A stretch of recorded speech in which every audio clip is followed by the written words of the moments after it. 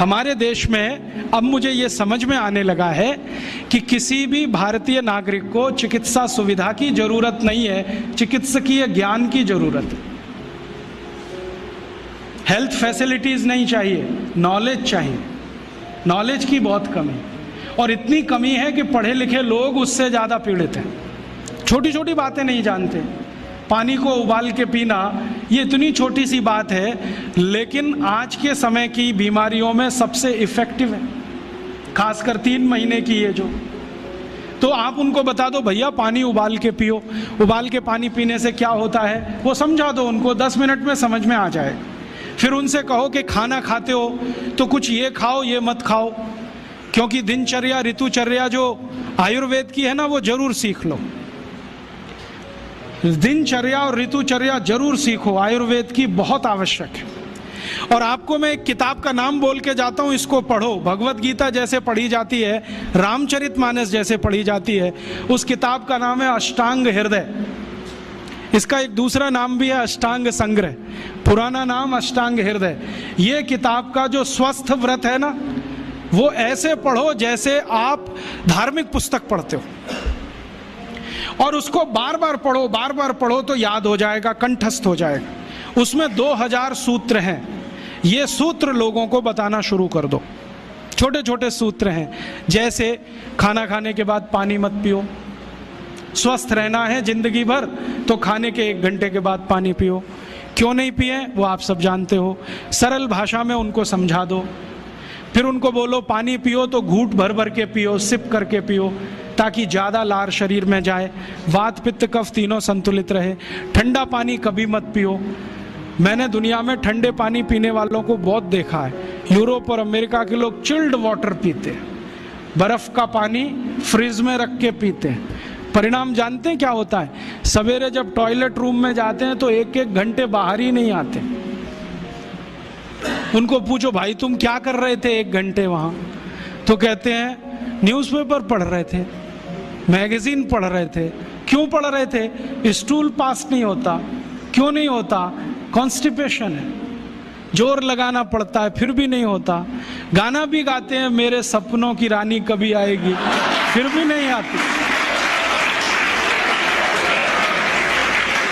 और अंतिम दुष्परिणाम पता है क्या होता है? उनको पेट साफ तो होता नहीं, तो सांस में से भयंकर बदबू आती है। किसी अमेरिकन यूरोपियन के नजदीक बैठ जाओ, अगर वो लिस्ट्रीन स्प्रे करके नहीं आया तो 1 मिनट नहीं बैठ सकते। हर समय उनको माउथ फ्रेशनर स्प्रे करना पड़ता है, क्योंकि अंतड़ियां साफ नहीं है, कब्जियत है, मल भरा हुआ है, उसमें कचरा जमा है। फिर उनके पसीने में से भी बदबू आती है। क्यों? कब्जियत बहुत है। और पसीने की बदबू दूर करने के लिए डिओडोरेंट स्प्रे करते रहते हैं। और आप तो सब जानते हो कि अगर कब्जियत है तो बाल भी कड़क रहते हैं, तो उन कड़क बाल को सॉफ्ट करने के लिए क्या क्या सब करते हैं। शैम्पू लगाते हैं, शैम्पू के बाद पता नहीं क्या क्या लगाते हैं। ये सब वो जो करते हैं ना, उनकी मजबूरी है, स्टेटस सिंबल नहीं है। इसको अपने दिमाग से निकाल दो कि ये कोई स्टेटस सिंबल है। तो सरल भाषा में समझाओ, ठंडा पानी पीने से ये होता है, मत पियो, समझ जाएंगे। फिर उनको बोलो सवेरे उठो तो सबसे पहले पानी पियो। फिर उनसे बोलो खाना खाओ तो बैठ के खाओ, कभी भी खाना खाओ तो पूर्व दिशा में मुंह करके खाओ, सो तो पूर्व दिशा में। ये अष्टांग हृदय में इतने अद्भुत छोटे छोटी बातें हैं तो संस्कृत में है, लेकिन अब तो उसका हिंदी भी आने लगा है। तो हिंदी ले लो, हिंदी वर्जन ले लो, इसको पढ़ो, बार बार पढ़ो, और ये जाके गांव में सबको बताओ। फिर उनको कहो देखो ये तो है स्वस्थ रहने के लिए, अब तुम बीमार पड़ो तो बताओ तुम्हारी बीमारी क्या है। ये बीमारी है तो ये दवा है, ये बीमारी है तो ये दवा है। और मेरा आपसे एक निवेदन जरूर है कि अगर आप होम्योपैथी से भी इलाज करो तो उसकी मूल दवा जरूर बता दो। उनको ये ग्रीक और रोमन नाम में मत फंसाओ।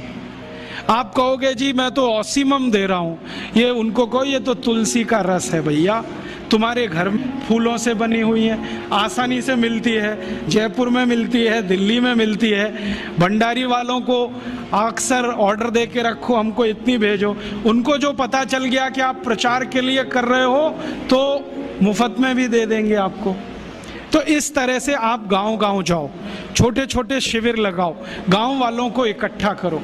गांव वाले बहुत दुखी हैं, शहर वाले भी दुखी हैं, वैसे तो वो दुखी हैं। इसका यही सबूत है कि रामदेव जी आए जयपुर में सवेरे 4 बजे तो सब लोग पहुंच जाते हैं वहाँ, पैसा भी देते हैं, समय भी देते हैं। और 4 बजे रामदेव जी कहें टांग ऊपर उठा लो तो उठा लेते हैं, कहें सिर नीचे कर दो तो कर लेते हैं, ऐसे कर लो तो कर लेते हैं। क्यों?